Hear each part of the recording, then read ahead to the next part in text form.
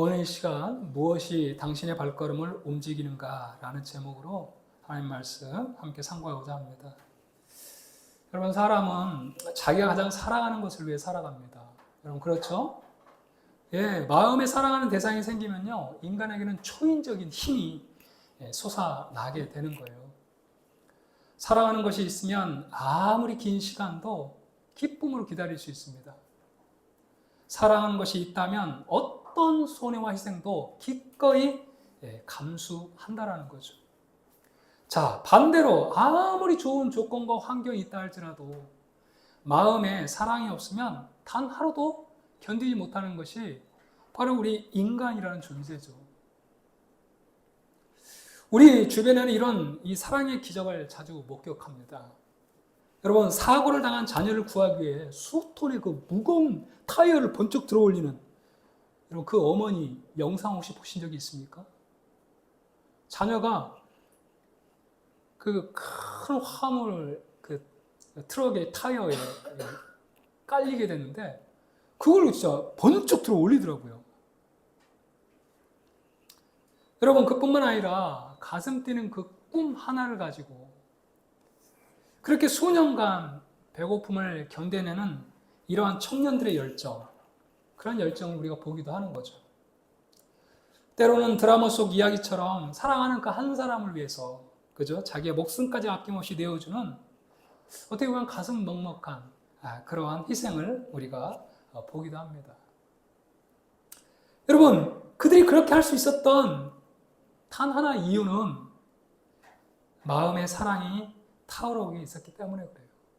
이 사랑이 마음에서 타오르기 때문에 그런 기꺼이 그러한 희생도, 기꺼이 그러한 배고픔도, 때로는 나도 정말 알 수 없는 그 초인적 힘이 거기서부터 나오게 되는 것이죠.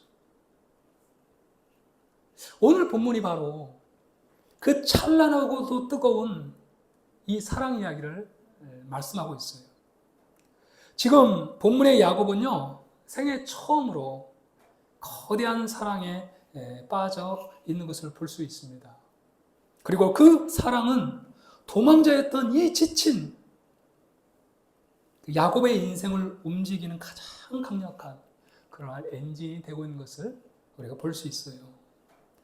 오늘 이 야곱의 사랑을 통해서 우리 인생을 움직이는 그러한 진짜 동력이 무엇인지 함께 점검해보는 그러한 시간이 되길 축복합니다. 여러분, 15절부터 18절 한번 보시면, 자, 이제 15절에 보면 우리가 14절에 그 끝부분에 보면 그렇게 말하잖아요. 야곱이 한 달을 그와 함께 거주하더니 라반이 야곱에게 이르되 네가 비록 내 생질이나 어찌 그저 내 일을 하겠느냐, 네 품삯을 어떻게 할지 내게 말하라. 야곱이 라반과 한 달 정도 이렇게 머무르고 있었는데 지금 야곱이 이런 말을 한다라는 거예요. 그러니까 이 삼촌 라반은 야곱이 한 달 동안 자기 집에 머물면서 얼마나 이 야곱이 비범하고 또 성실한지를 눈여겨보았을 거예요. 근데 진짜 이 야곱이라는 사람이 얼마나 성실한지, 또 얼마나 믿음직하게 그 양떼들을 잘 먹이는지 이게 본 거예요. 그래가지고 이 라반, 이 얌체 같은 라반이 말이에요, 어떻게 하든지 이 야곱을 붙잡아야 되겠다. 그래가지고 지금 이 라반이 그냥 무노동으로 아무런 대가도 없이 야곱을 이렇게 어떻게 부려먹는 걸 좀 미안한 마음을 가지고 이러한 질문을 던진 게 아니에요. 오히려 이 야곱을 꽉 이제 붙잡아야 되겠다. 공식적인 체계를 딱 맺어가지고 이 야곱을 이제 붙들어야 되겠다. 그래서 지금 이런 이야기를 하는 거예요. 라반이 야곱에게 이르되 네가 비록 내 생질이나 어찌 그저 내 일을 하겠느냐, 네 품삯을 어떻게 할지 내게 말하라. 그러니까 공식적으로 품삯을 주고서 이제 이 야곱을 이제 고용하려고 하는. 우리가 그 야곱의 인생을 이제 계속해서 살펴보게 될 텐데 얼마나 이 야곱이요 밤낮 가리지 않고 그 양들을 이렇게 목양하는지 우리가 볼 수 있어요. 참 성실하고 부지런하고 또 얼마나 이게 영특하고 지혜가 있었는지 우리가 성경을 통해서 야곱을 이제 보게 될 겁니다. 그런 야곱을 이제 놓치지 않기 위해서 공식적으로 이렇게 딱 체계를 하는 거예요. 자, 이때 이 창세기 기자가 라반의 두 딸을 이제 소개를 합니다. 라반의 두 딸. 자, 첫째가 누구예요? 16절에 보니까 라반에게는 두 딸이 있죠? 첫째 이름이 누구예요? 그 다음에 둘째 딸은요? 라헬. 그래서 야곱의 두 딸. 적어도 우리가 교회를 다니면 이 정도는 알아줘야 되겠죠? 야곱의 두 딸이 누굴까요? 하면 레아와 라헬이다. 라헬. 자, 그런데 바로 이어서 레아는 어떤 여인이라고 말하고 있어요? 레아? 자, 두 딸이 있는데 바로 둘을 비교를 합니다. 성경은요. 자, 레아는 어떻게 생겼어요? 네, 그 다음에 라헬은요. 자, 이 시력이 약하다라는 말이 히브리어 원어로는 뭐예요? 히브리어 원어 라코트라는 말이에요. 라코트. 근데 이게 학자들 이렇게 이 단어를 찾아보니까 라코트라는 말이 눈이 부드럽다 이런 말이에요. 눈이 부드럽다. 원어로 해석을 해보면 라코트라는 말이. 그래서 이걸 긍정으로 해석하는 사람도 있고 부정으로 해석하는 사람도 있고. 근데 오늘날 대부분의 학자들은 이걸 부정으로 해석합니다. 왜 그러냐면 그 뒤에 라헬이 어떠한가를 보여주고 있기 때문에. 그러니까 눈이 부드럽다라는 것은 조금 우리가 딱 볼 때 체질적으로 좀 약해 보이는 그런 스타일인 거예요. 그래도 그 외모도 막 이렇게 생기발랄하고 그러한 외모가 아니었던 것 같아요. 첫째 딸 레아가 말이에요. 레아가. 여러분 우리 자녀들에게도 여러 딸들이 있지만 어떤 딸은 정말 예쁘기도 하고 그런 거 반면에 또 어떤 딸은 그에 비해서 조금 왜소하면서도 조금 이렇게 생기가 떨어져 보이는 그런 또 자녀들도 있잖아요. 그러니까 이 라반의 두 딸 레와 라헬이 이런 차이가 있었어요. 반면에 라헬은 어때요? 곱고 어떻게 했다고요? 아리답다. 그러니까요, 이 라헬은 몸매도 굉장히 아름답고 또 얼굴도 눈이 부시기에 아름다웠다. 그러니까 이 야곱이 라헬을 보는 순간 뿅 하고 첫눈에 어떻게 했어요? 반했어요. 여러분 그동안 이 야곱은 어떤 인생을 살았습니까? 형의 장자권을 빼앗으려 형을 속였고요. 아버지의 축복을 받아내기 위해서 변장을 하고 연기를 했던 그런 사람이에요. 늘 무언가를 쟁취하고 소유해야만 직성이 풀리는 아주 계산적인 사람. 이 사람이 바로 야곱이라는 사람이에요. 야곱. 그런데 그런 야곱의 인생에 계산기가 깨지는 그러한 사건이 일어나요. 여러분 18절 한번 보세요. 18절. 자, 18절 시작. 야곱이 라헬을 더 사랑함으로 대답하되 내가 외삼촌의 작은 딸 라헬을 위하여 외삼촌에게 7년을 섬기리이다. 와, 이거 한번 생각해 보세요. 야곱이 라헬을 더 사랑함으로 야곱의 전 생애에서 이 사랑이라는 단어가 처음으로 등장하는 순간이에요. 야곱은 라헬을 본 순간 첫눈에 반했던 것 같아요. 그의 마음을 빼앗겼어요. 그래서 외삼촌에게 아주 파격적인 제안을 합니다. 파격적인 제안이에요. 그 당시에는요. 여러분 고대 근동 그 역사를 살펴보면요. 당시 처녀를 아내로 이렇게 삼기 위해서는 반드시 그 몸값을 지불을 해야 됐어요. 아내를 맞이하기 위해서는 그 아내를 데려오기 위해서 결혼 집창금을 그렇게 지불을 해야 됐던 거예요. 그런데 그 평균 몸값이 은 30에서 40세겔 정도 됐다고 합니다. 오늘날로 환산해 보면 일반 노동자의 1에서 2년치 봉급이라는 거예요. 예. 태주 형제가 뭐 3, 4천 이렇게 번다 하면 3천이나 6천을 줘야 그 당시에 결혼할 수 있는 거예요. 자, 그런데 지금 이 야곱은 몇 년이 일하겠다고요? 7년. 그러니까 지금 몇 배를 지금 더 4배에서 5배 정도를 더 지불을 하고 그 라헬을 데려오겠다는 거예요. 여러분, 이 지금 야곱이 이 라헬에게 완전히 콩깍지가 세워가지고 첫눈에 반해서 그 사랑이 그의 마음 가운데 들어오니까 여러분 7년을 내가 외삼촌 라반을 위해서 내가 섬기겠습니다. 그리고 라헬을 나에게 주십시오. 여러분, 이걸 한번 보십시오. 여러분, 세상적인 어떤 계산으로 한번 생각해 보세요. 야곱은 지금 엄청난 손해예요, 손해. 그러나 야곱은 조금 더 망설이지 않아요. 여러분, 왜입니까? 왜요? 왜 그렇죠?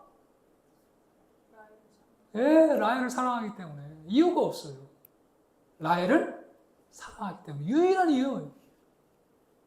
내가 비록 2년이 아니라 7년을 내가 기꺼이 섬기겠다. 진짜 사랑에 빠지면 여러분 계산기를 두드리지 않아요. 할렐루야. 진짜 사랑에 빠지면 계산기를 두드리지 않습니다. 이것이 하나님의 사랑이고 하나님께서 우리 공동체의 그 사랑의 기준이 바로 여기까지 올라가는 거예요.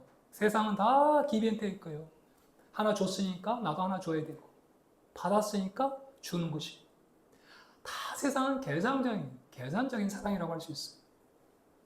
그러나 진짜 사랑하면 대가가 아깝지 않다라는 거예요. 이처럼 여러분 사랑은 계산기를 두드리지 않는 거예요. 진짜 야곱이 라헬을 사랑했기 때문에 그는 그 7년을 라반을 위해서 그 외삼촌 라반을 위해서 그렇게 섬길 것이다. 이렇게 말을 하는 것이죠. 그뿐 아니라 사랑은요, 희생의 무게를 아주 가볍게 만들어버립니다. 희생의 무게를 아주 가볍게 만들어버려요. 여러분, 19절, 20절 한번 보세요. 라반이 이르되 그를 내게 주는 것이 타인에게 주는 것보다 나으니 나와 함께 있으라. 오케이! 이제 계약이 성사가 된 거예요. 그래, 7년 동안 나를 위해 그럼 열심히 섬겨라. 그러면 내가 타인에게 주는 것보다 차라리 너에게 주는 게 낫겠다. 그래서 나와 함께 그렇게 있으라. 자, 그러면서 20절에 보니까 야곱이 라헬을 위하여 7년 동안 라반을 섬겼으나 그를 사랑하는 까닭에 어떻게 해요? 7년을 어떻게 여겼다고요? 놀랍지 않습니까, 여러분? 7년을 며칠처럼 여겼다. 그러니까 사랑은 7년이라는 그 희생을 아주 그냥 가볍게 만들어버리는 거죠.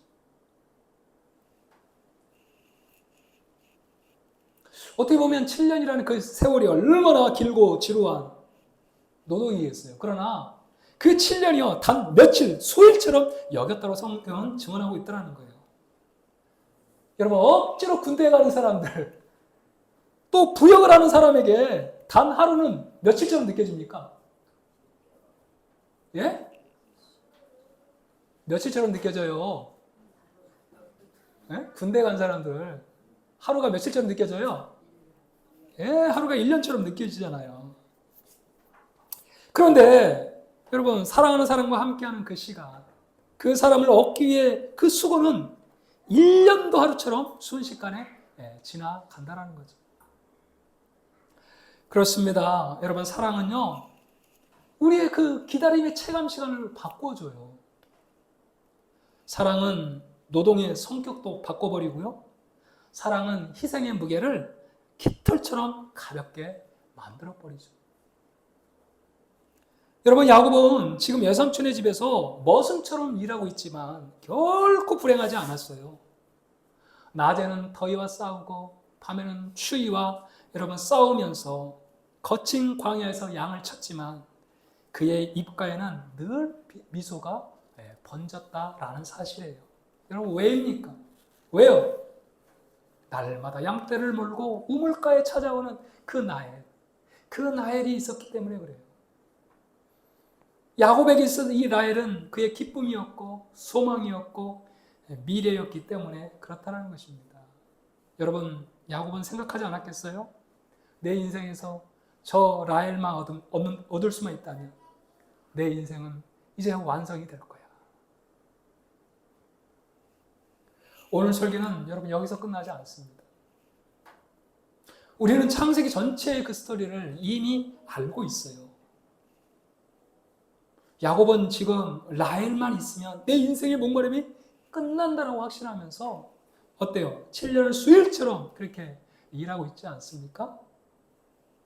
그러나 실제로 그의 인생을 끝까지 붙들어주고 그를 구원한 것은 결코 라헬이 아니었다는 사실을 우리가 알 수 있다는 거예요. 여러분, 야곱은 결국 라헬을 얻습니까? 얻지 못합니까? 라헬과 결혼해요? 결혼하지 못해요? 예, 결혼하잖아요. 비록 라반의 속임수 때문에 7년 후에 또 7년, 14년을 라반을 위해서 일하고 후에 이 라헬을 얻게 되지만 결혼을 하게 돼요. 자, 그렇다면 이제 야곱의 인생이 라헬을 얻은 후에 그 가정이 낙원이 되었나? 그의 인생의 공허함이 완전히 채워졌을까요? 어땠을까요? 14년 후에 비로소 라헬을 얻고 결혼을 한단 말이에요. 결코 아니에요. 결코 아니에요. 라헬을 얻은 후에 야곱의 인생은 훨씬 더 복잡하고 여러분 고통스러워졌어요. 왜 그렇죠? 7년이 지난 후에 이제 우리가 다음 시간에 살펴보겠지만 첫날밤을 딱 지나고 나서 눈을 떠보니까 누가 옆에 있어요? 큰딸 레아가 옆에 있는 거예요. 아니 이게 어떻게 된 겁니까? 그러니까 이 라반이 야곱을 속인 거죠. 우리 지방에서는 동생이 먼저 시집가는 일이 없다. 그래서 언니를 먼저 보냈다. 그래가지고 또 이 라헬을 얻기 위해서 7년 더 봉사를 하게 되는 거예요. 자, 그래서 이 레아도 아내로 얻고 동생 라헬도 이제 아내로 얻었어요. 여러분, 두 자매가 남편의 사랑을 얻기 위해서 얼마나 또 싸우겠습니까? 그 안에 얼마나 갈등이 있고 경쟁이 있겠어요. 그래서 이 여인들 마음 심령 가운데 그런 눈물과 상처가 뒤범벅이 되는 그러한 가정. 결정적으로 그토록 사랑했던 여인 라헬은 오랜 동안 아이를 또 낳지를 못해가지고 심지어 남편 이 야곱에게 이 라헬이 이런 말도 해요. 나로 자식을 낳게 하라. 그렇지 않으면 내가 죽겠노라. 아니 남자가 어떻게 뭐 신이라도 되는 겁니까? 이 라헬이 말해요. 야곱에게 나로 아이를 낳게 해라. 그렇지 않으면 나 죽어버릴 거야. 막 이런 말까지 한단 말이에요. 라헬만 얻으면 이제 내 가정에 진정한 행복이 오고 내 인생이 새롭게 피어날 것 같이 생각됐지만 그토록 사랑하는 라헬은 아이를 낳지 못하는 불임 여성이었단 말이에요. 물론 또 시간이 지나면서 이제 두 아들을 낳게 되지만 이렇게 결혼하지 않아 아이를 낳지 못하는 이런 상황에서 나에게 아이를 낳게 해달라 라고 하면서 막 죽어버리겠다 그런 이야기까지 한단 말이에요.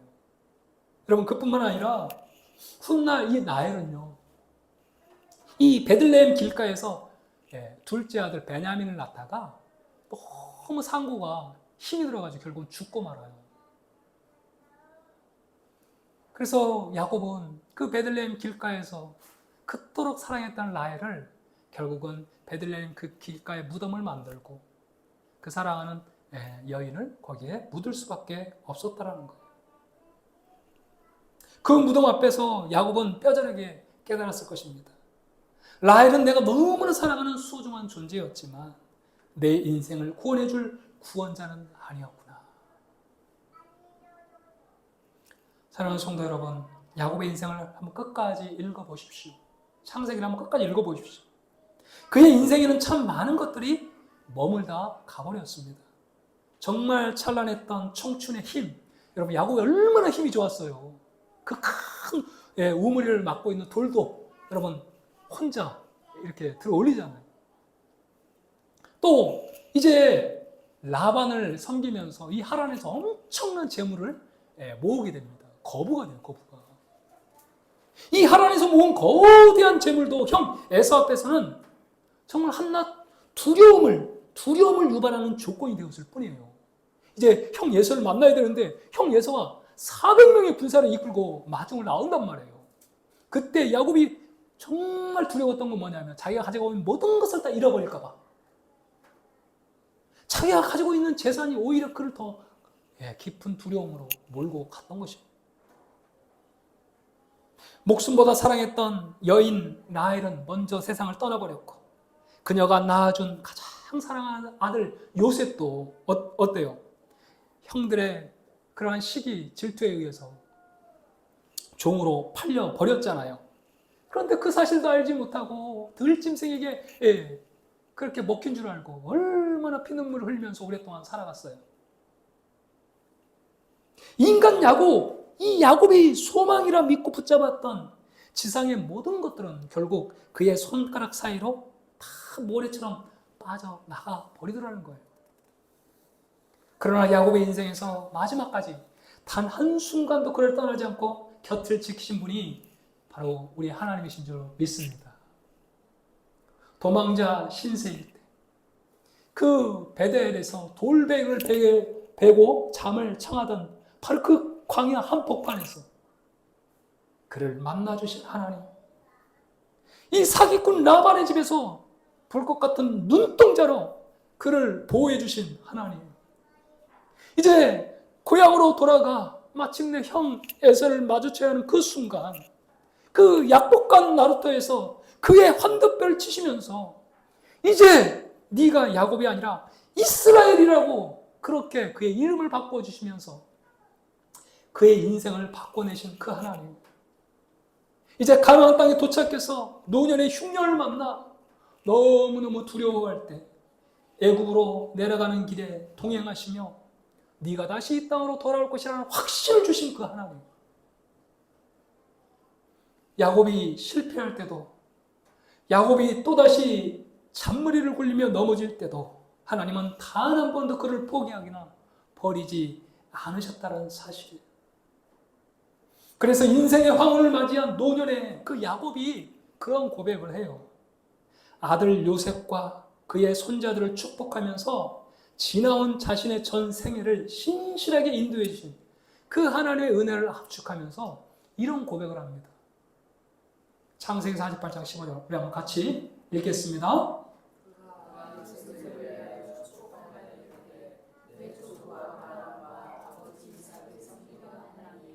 나의 출생으로부터 지금까지 나를 기르신 하나님, 나의 출생으로부터 지금까지 나를 기르신 하나님, 나를 기르시고 보호하시고 지키시고 인도하신 그 하나님. 야곱은 그 마지막 노년에 바로 임종시에 이런 고백을 하고 있다는 거예요. 여러분, 야곱이 임종의 침상에서 나를 행복하게 해주었던 아름다운 나이를 추억하고 있지 않다는 사실이에요. 나를 부자로 만들어준 그 하나님의 재산을 자랑하지 않습니다. 오직 나를 지금까지 신실하게 먹이시고 길러주신 하나님의 그 은혜를 지금 고백하고 있다는 거예요. 젊은 날에는 라헬만 있으면 모든 것이 만족할 것처럼 생각이 됐었어요. 그러나 인생을 다 살아내고 백발이 되어서야 야곱은 깨닫습니다. 험악한 세월 속에서 자신을 여기까지 데려온 진짜 힘은 내가 사랑했던 여인이 아니라 나를 끝까지 사랑해 주신 바로 그 하나님의 은혜였다는 사실. 야곱은 그 인종시 마지막으로 그렇게 고백하고 있다는 거예요. 나를 출생으로부터 지금까지 나를 기르신 하나님.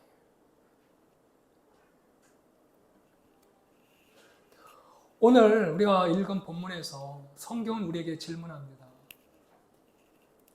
당신의 라헬은 무엇입니까? 이 묵직한 질문을 우리에게 던지고 있다라는 거예요. 지금 여러분의 마음을 움직이는 바로 그 라헬이 무엇인지를 말씀하고 있다는 거예요. 무엇이 우리의 밤잠을 설치게 하느냐, 그 질문을 우리에게 던지고 있다는 것입니다. 우리도 야곱처럼 이렇게 착각해요. 아, 내가 이 직장만 얻으면, 아, 내가 이 아파트만 소유하면, 내가 정말 우리의 자녀만 성공하면, 내 재정적인 문제만 해결되면 내 인생이 완성되고 행복해질 것 같다. 이렇게 여러분 우리가 생각합니다. 여러분 그것이 바로 우리의 라헬이라는 사실이에요. 여러분 그러나 기억하십시오. 우리가 그토록 몸매어 붙들고 있는 그 지상의 라헬. 그러나 그 라헬은 언젠가는 우리를 실망시키고 언젠가는 우리를 흔들고 결국에는 베들레헴 길가에 묻혀버릴 유한한 것들임을 오늘 성경은 우리에게 말씀하고 있다는 거예요. 그것들은 분명히 우리의 일상에서 소중한 것이지만 결코 우리의 영혼을 구원할 것들은 되지 못한다는 사실을 말씀하고 있다는 것입니다. 여러분 이 사실을 너무너무 잘 아시는 하나님께서 우리가 세상의 라헬을 찾아 헤매는 그러한 우리에게 먼저 찾아오셔서 그렇게 말씀하시는 거예요. 야곱아, 한성아, 사랑하는 성도야, 네가 라헬을 얻기 위해 7년을 술같이 그렇게 여겼느냐? 나는 너라는 존재를 죄에서 건져내기 위해 물과 피를 쏟는 십자가의 그 수치, 그 고난의 세월을 내가 기꺼이 견뎠단다. 여러분 야곱의 사랑은 7년 만에 라헬을 얻고 끝났지만 우리를 향한 예수 그리스도의 사랑은 십자가에서 시작해서 여러분 영혼까지 우리를 붙들고 있는 줄로 믿습니다. 인생을 다 살아본 뒤에 우리가 고백하게 될 마지막 고백은 돈이 내 인생을 살렸다가 아니에요. 사람이 나를 구원했다가 아닙니다. 내가 여기까지 올 수 있었던 것은 정말 사기꾼 같은 허물 많은 나를 끝까지 포기하지 않으시고 바로 그 하나님의 은혜였음을 여러분 고백할 그 날이 우리의 삶에도 있게 될 줄로 믿습니다. 여러분 기억하십시오. 야곱은 라헬을 얻기 위해서 몇 년을 여러분 바쳤다고요?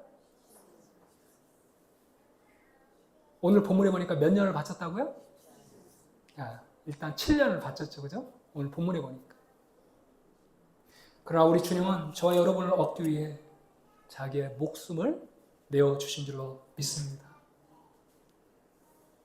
야곱의 사랑은 라헬의 무덤 앞에서 끝이 났지만 예수 그리스도의 그 사랑은 죽음을 찍고 부활하셔서 오늘 우리의 영원한 소망이 되신 줄로 믿습니다. 여러분 라헬의 사랑은 7년이지만 예수 그리스도의 그 십자가의 사랑은 영원하다는 사실. 그러므로 여러분 우리는 잠깐 우리 눈에 보이는 이 신기루와 같은 그러한 그 라헬에 눈이 멀어 우리가 살아가서는 안 되겠죠. 그 신기루 뒤에 우리에게 진짜 생수를 준비하고 계시고 진정한 우리의 삶 위에 은혜를 예비하고 계시는 여러분 그 주님을 바라볼 수 있기를 축복합니다. 지상의 그 라헬, 우리의 삶을 만족해 하고 우리의 갈증을 해결해 줄 수 있을 것 같은 그 지상의 라헬이 아니라 하늘의 예수 그리스도를 내 인생의 유일한 동력으로 여러분 삼고 나아갈 때 분명한 사실은 광야 같은 이러한 우리의 삶에도 정말 멈추지 않고 계속해서 전진하며 나아가는 그러한 삶의 은혜의 역사가 나타나게 될 줄로 믿습니다. 여러분의 삶을 움직이는 동력이 무엇입니까? 여러분의 삶을 움직이는 그 라헬이 무엇입니까? 그 라헬을 내려놓고 이제는 예수 그리스도를 우리의 삶의 진정한 동력으로 삼고 여러분 나아가 보십시오. 반드시 하나님 정말 이 광야 같은 우리의 인생 가운데도 하나님이 예비하신 그런 오아시스를 만나게 하실 것이고 분명하게 우리의 삶을 다시 뛰게 만드는 그러한 동력, 우리의 심령을 움직이는 그러한 은혜의 역사가 계속해서 우리 주님으로부터 주어지게 될 줄로 믿습니다. 오직 예수 그리스도 한 분을 우리의 삶의 동력으로 삼고 나아가는 저 여러분 될 수 있길 주의 이름으로 축복합니다. 아멘.